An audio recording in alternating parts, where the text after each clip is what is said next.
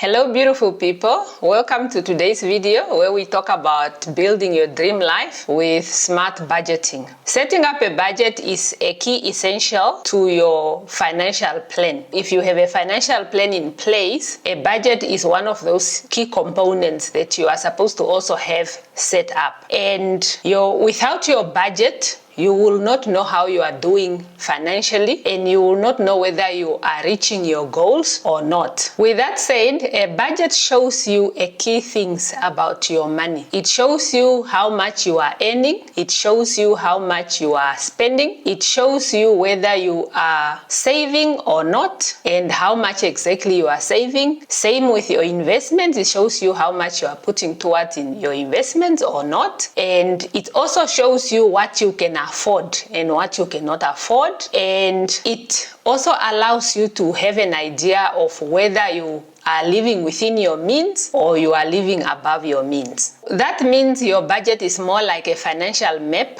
that tells you what you currently have in place and what you have a potential of achieving. So it gives you that clear picture of how you are doing with your money. Having a budget in place actually helps you. It helps you to be stress-free. It helps you to plan properly for your financial goals and achieve them, and it also helps you to get there faster because you know your numbers, you know exactly what you are putting away and what your targets are, and with such you are able to reach there faster. Now, what does one need to consider when it comes to setting up their budget? The first thing you need to consider is to know your income. You need to know your income, know exactly what is the pool of money that you are working with from different sources. So you need to look at how many sources of income you have, and you pull that together, and that is now your income that you are working with. And you also need to know exactly how much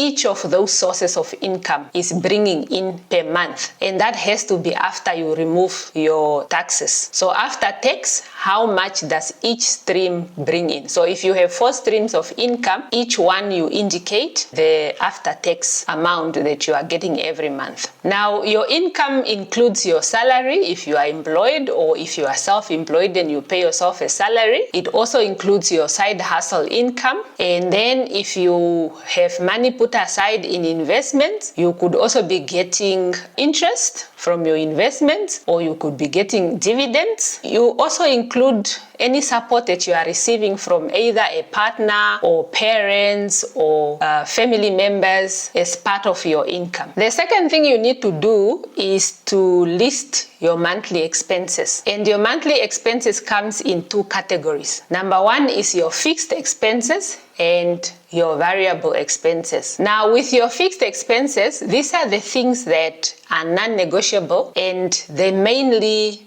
remain the same. So they are your predictable expenses that you know that this is exactly how much I spend monthly on this item. So they remain the same each month. These include your rent or mortgage, basically your utilities. It includes your insurance, it includes your loan repayments, and also your subscriptions. So those are some of your fixed expenses. And when it comes to your variable expenses, these are expenses that fluctuate. They don't remain the same each month. However, tracking these expenses is crucial because it allows you to know where you need to cut back. These are your groceries, it's your tips that you give when you go out or wherever you are given a service and you are tipping. It's your parking fees, and many people don't budget for parking fees. It's your entertainment, it's your shopping, and all of that. So a lot of your wants actually fall under these expenses. You going out for dinner, taking a friend for drinks, these things are part of your variable expenses, and if they go unchecked, they can really cause problems within your budget. The third one is to set up your savings and investment goals. And here you are looking at what you are saving for the short term, what you are saving for the medium term, and what you are investing for the long term. So for the short term, Here you are looking at it's your emergency fund. You are looking at your vacation or travel fund. And you are also looking at any extra debt payments that you are making towards your existing debts. Falls under this short-term savings.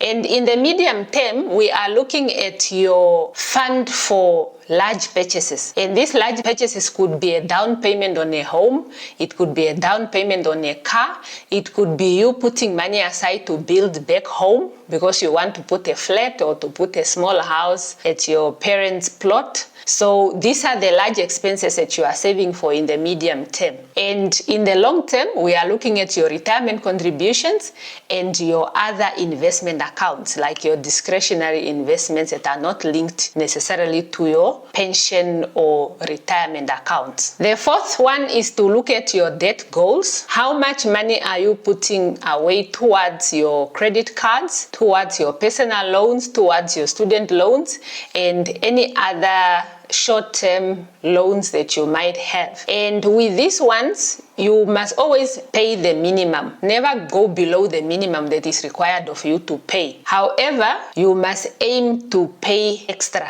Aim to pay more than the minimum. If your budget is able to allow and your income can allow, pay extra in this when it comes to these debts, especially those that are high interest. Try to pay off as much as possible so that you get rid of it and then you can move forward. And the fifth thing that you need to do is to balance it out. Now, after you have listed all your different categories and all the items that are falling under those categories and you have your budgeted amounts, then you now need to look at what is your income versus your expenses and your savings and investments. You need to have an amount when you minus now your expenses, savings and investments from your income. If you are getting a number that is positive, then you are doing well. You even have potentially an opportunity to save more. And if you are getting a zero, then you are balanced, but you might need a cushion in terms of something to cover you in an event of emergency. If you get a negative number, then you really need to look at how to cut costs or at least how to increase your income. So it's important to look at how you are doing throughout so that you have an idea of whether you are doing well or you are not doing so well. The sixth thing that you need to do is to track and adjust. Your budget only works if you track your performance. If you track how you are spending, you track your income, you track your expenditure so that you know exactly where you stand in different items under the categories that you have put in your budget. And where necessary, you adjust accordingly. Your budget is supposed to be a living document. It's not supposed to be a document that you set up 3 years ago and it's exactly the same things, exactly the same amount. It's supposed to be changing as you go along. So wherever needed, make the necessary adjustments, whether you are cutting costs or you are increasing your savings and investment, or if you are lucky enough to increase your income.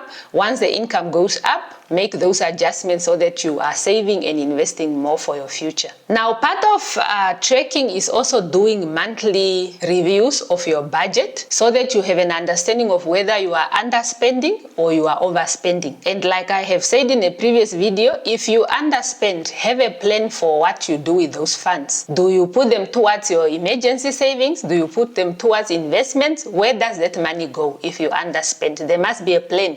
It must not disappear within your budget. And if you are overspending, what is the plan? Where do you get money for the shortfall within your budget? Are you increasing your income immediately? Are you borrowing? Are you cutting costs? What are you doing to mitigate that overspending? So tracking is quite crucial because just setting up a budget and forgetting about it, it does not help you. You need to constantly be looking at how are you doing with your budget. Are you within what you have planned? Are you above what you have planned? And what are you going to do with those differences? There are some methods of budgeting that one can consider for their personal finances, and these are some of the effective budgeting methods that one can consider. The first one is zero-based budgeting. With zero-based budgeting, you are basically allocating every dollar that you have in your budget a job. You are saying at the end of the month, I must get zero when I minus my income. When I minus my expenses from my income. I must must get a zero. So every dollar went where it needs to go. And this kind of budget is good for people who are detailed, people who like structure,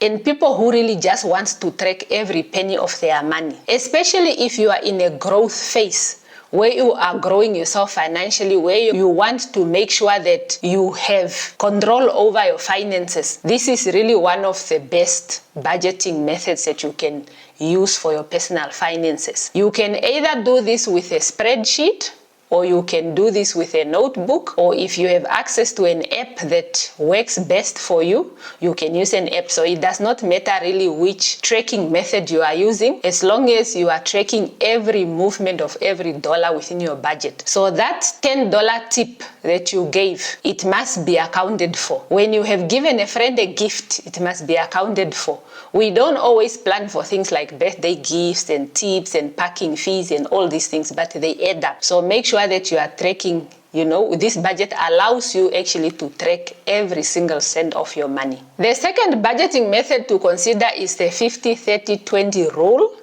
And this works when you divide your budget in three main categories, whereby you are saying 50% of your income goes to your needs, which is your utilities, your rent or housing, your groceries, and all of those. Then 30% you are putting it towards your wants. These are your massages, your facials, your entertainment, going to eat out, treating your family, and all of that. And then 20% goes to your savings and your investments. And that also includes extra debt payments that you are making on certain debts. So with this one, you are allocating at that high level, and within each category, you then allocate to the sub-items under that category.